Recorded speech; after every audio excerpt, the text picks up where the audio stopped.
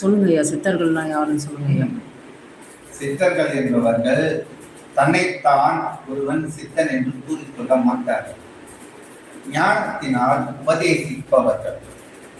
அவர்களுக்கு ஆடை அணிகலன்கள் ஏதும் கிடையாது. எந்த ஒரு உடையினாலும் எந்த ஒரு உடுப்பினாலும் அணிந்து கொண்டு வருபவர்கள். உருவத்தை பார்த்து எண்ணத்தை பார்த்து ஒருவனின் செயலை பார்த்து எடை கூடக்கூடாது.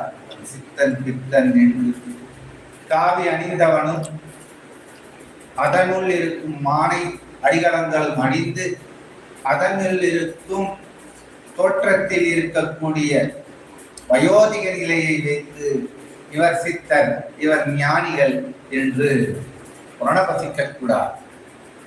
அகத்திலும் புறத்திலும் ஞான பார்வை இருக்க வேண்டும். காந்தர்வ வசியம் திரஜமோட்சம் இருக்க வேண்டும். உயிரியல் கலந்த வார்த்தைகளோடு ஒப்பில்லா இறைவனை கண்டு ஜீவனாசனம் எழுத வேண்டும். காவியங்களை கொண்டு அஷ்டமா சித்துக்களை செய்ய வேண்டும். நிலை கொண்டு இருக்கும் மறைக்கப்பட்ட பல சூட்சம ரகசியங்களை எதுகை மூனைகளுடன் குறிப்பிட்டப்பட்ட ஏடுகளை வசிக்க வேண்டும். ஆஸ்தானம் புண்ணிய மந்திரங்களை கற்பிக்க வேண்டும். அதனுக்குள் இருக்கும் பொருள் விளக்கத்தை கூற வேண்டும்.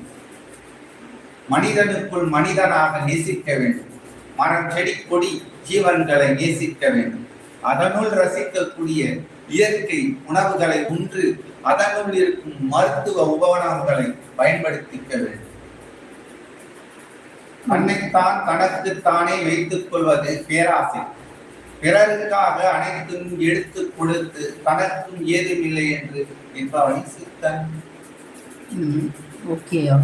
ஆடை கொண்டு வேடமிட்டவனை ஆராய்ந்து கொள்ளட்டும் மக்கள். ஐயா என்ன சொல்றாருன்னா ஆடையிலையும் உடுப்புலையும் காவி அணிஞ்சுக்கிட்டு மாலையெல்லாம் நிறைய போட்டு கொண்டெல்லாம் நல்லா பெருசா வச்சுக்கிட்டு சித்தர்கள் சொல்லக்கூடியவங்க மக்கள் ஆராயணும் அப்படின்னு சொல்றாங்க.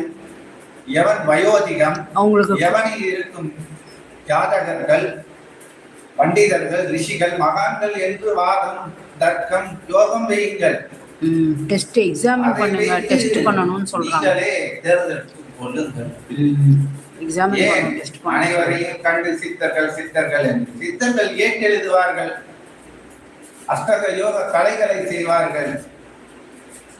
மண்ணும் விட்டும் கலந்து உண்டு பஞ்சபூதத்தோட காற்றோசனை செய்வார்கள்.